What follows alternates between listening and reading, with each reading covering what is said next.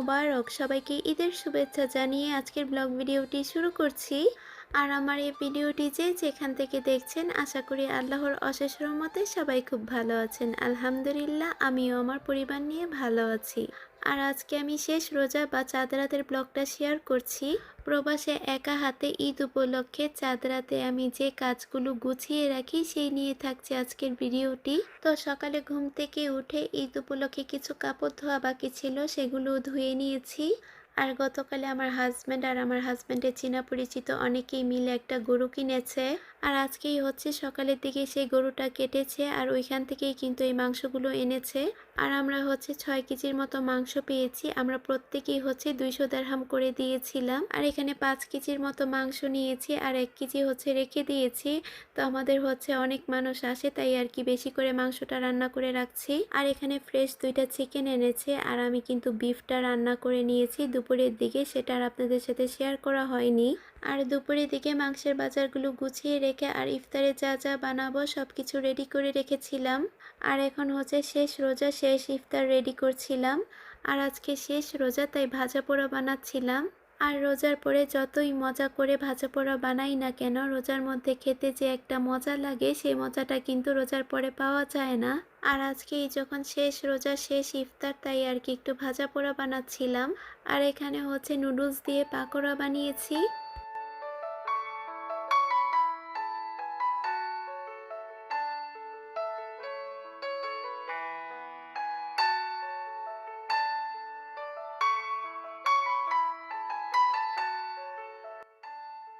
তো ইফতার করে নামাজ পড়ে হচ্ছে ঈদ উপলক্ষে ঘরের কাজকর্ম করা শুরু করে দিয়েছি। তো আমি প্রতি বছরের মতোই হচ্ছে ঈদের আগের দিন বা চাঁদ রাতে হচ্ছে আমি সমস্ত কাজ গুছিয়ে রাখি। আর যে কাজগুলো ঈদের আগের দিন করে রাখা যায় সেই কাজগুলোই হচ্ছে আমি করে রাখি। আর সকালের দিকে পুরো বাসার ফার্নিচারগুলো মুছে নিয়েছি, সেই সাথে ঘর ঝাড়ু দেওয়া আর ঘরও মুছে নিয়েছি। আর এখন হচ্ছে আমার 2 বেডরুমের দোনোটা বেডশিটই চেঞ্জ করে নিয়েছি। আর এখন হচ্ছে ডাইনিং টেবিলটা গুছিয়ে নিচ্ছিলাম। আর এখানে ডাইনিং টেবিলের জন্য নতুন একটা ক্লথ কিনে নিয়ে এসেছিলাম, সেটাই এখন ডাইনিং টেবিলে বিছিয়ে নিচ্ছি। আর প্রতি বছরের মতোই কিন্তু এবারও চাঁদ রাতে আমার অনেক বেশি কাজের প্রেশার ছিল। আর প্রবাসে একা হাতে ছোট 3টা বাচ্চা নিয়ে কাজ করা কিন্তু অনেক কষ্টের। আর এখানে যখন আমার অনেক আত্মীয় স্বজন থাকে সেই ক্ষেত্রে আমাকে অনেক কাজই করতে হয়। দেখা যায় ঈদের মধ্যেই সবাই আমার বাসাতে আসে। আর সারা বছর কিন্তু আসার সময় পায় না, কারণ সবাই যখন ব্যাচেলার কাজ নিয়ে অনেক বেশি ব্যস্ত থাকে, তাই আর কি। আর যদি ফ্যামিলি নিয়ে থাকতো সবার বাসায় সবার আসা যাওয়া হতো। আর আমার বাবার বাড়ি আর শ্বশুর বাড়ি মিলিয়ে প্রায় 40 জনের মতো আত্মীয় স্বজন এখানে আছে। দেখা যায় ঈদের দিন সকাল থেকে রাত পর্যন্ত অনেকেই আমার বাসায় আসে। আর যারা আমার এরিয়া থেকে দূরে থাকে তারা সব সময় সব ঈদে আসতে পারে না। আর এই কাজগুলো কিন্তু ঈদের দিন আমার করা সম্ভব হয়ে ওঠে না। আর এদিকে আমি পুরো বাসাটা হচ্ছে ভ্যাকুম করে নিচ্ছিলাম। আর সকালের দিকে তো ঘরটা মুছে নিয়েছি আর ঝাড়ু দিয়ে নিয়েছি, এখন শুধু ভ্যাকুম করে নিলেই হয়ে যাবে।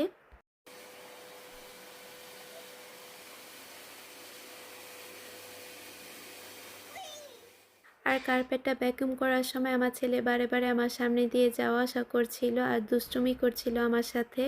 আর পুরো বাসা গুছিয়ে নেওয়ার পরে এদিকে আমার 2 মেয়েকে হাতে মেহেদি দিয়ে দিচ্ছিলাম। আর আমার বড় মেয়ে তো 2 দিন যাবৎ হাতে মেহেদি দেওয়ার জন্য অনেক বেশি বায়না করছিল। তো ওকে আমি অনেক বুঝিয়েছি যে চাঁদ রাতে হাতে মেহেদি দিতে হয়, আগে যদি মেহেদি দাও তাহলে মেহেদিগুলো তাড়াতাড়ি উঠে যাবে। আর ঈদের দিন তোমার হাতে মেহেদি থাকবে না, তাই আর কি তখন ও বুঝতে পেরেছে। তারপরে আর কি তেমন কোনো বায়না করেনি।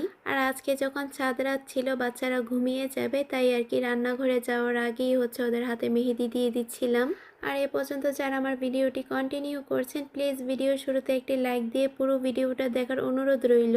আর আমার ভিডিওটি যারা আজকে প্রথম দেখছেন, আমার ভিডিওর কোনো অংশ যদি আপনাদের কাছে ভালো লেগে যায় চাইলে আমার চ্যানেলটি সাবস্ক্রাইব করে রাখতে পারেন। আর পাশে থাকা বেল বাটনটি অন করে দিবেন, যাতে করে আমি যখনই ভিডিও ছাড়ি না কেন সবার আগে আপনার কাছে নোটিফিকেশনটি পৌঁছে যায়। আর আপনার সময় সুযোগ বুঝে আমার এই ভিডিওটি দেখে নিতে পারেন। বাচ্চাদের হাতে মেহেদি দেওয়ার পরে বাচ্চাদেরকে খাবার খাইয়ে ওদেরকে বেডে দিয়ে দিয়েছি।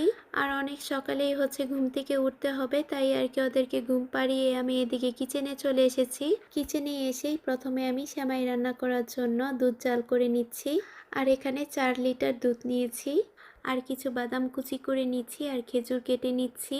আর এখানে এক ধরনের সেমাই রান্না করব, সেটারই প্রিপারেশন নিচ্ছিলাম। আমি আর ডিটেলসে কোনো কিছু শেয়ার করলাম না আজকে।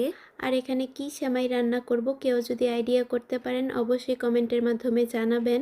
আর আমি কিন্তু ডিটেলসে তেমন কোনো ভিডিও করতে পারিনি, কারণ ভিডিও করতে নিলে রান্না প্লাস কাজের অনেকটা লেট হয়ে যায়। আর অফ ক্যামেরাতে কিন্তু আমি অনেক কিছু রান্না করে নিয়েছি, সেগুলো আর ডিটেলসে দেখালাম না। ঈদের ব্লগে দেখাবো কি কি রান্না করলাম। আর সকালের দিকে কিছু খাবারের আইটেম রান্না করব, সেগুলো রান্না করতে যা যা লাগে এখনই আমি কেটে রেখে দিয়েছি, যাতে করে ঈদের দিন কাটাকাটির ঝামেলা করতে না হয়। আর কিচেনের কাজ শেষ করে রেখে এসে এখানে আমি হাতে মেহেদি দিতে বসেছি। আর ঈদ উপলক্ষে হাতে যদি মেহেদি না পরা হয় তাহলে কিন্তু ভালো লাগে না। আর আমি তখন কিন্তু অনেক বেশি টায়ার্ড ছিলাম, তো যতটুকু পেরেছি ততটুকুই হাতে মেহেদি দেওয়ার চেষ্টা করেছি। আর ভিডিওর একদম শেষ পর্যায়ে চলে এসেছি। আজকের ভিডিওটি যদি আপনাদের কাছে ভালো লেগে থাকে প্লিজ আমাকে সাপোর্ট করবেন। আর আমার কথা বা কাজে কর্মে যদি কোনো ভুল হয়ে থাকে অবশ্যই ক্ষমা দৃষ্টিতে দেখবেন। তো আজ এ পর্যন্তই। আসসালামু আলাইকুম।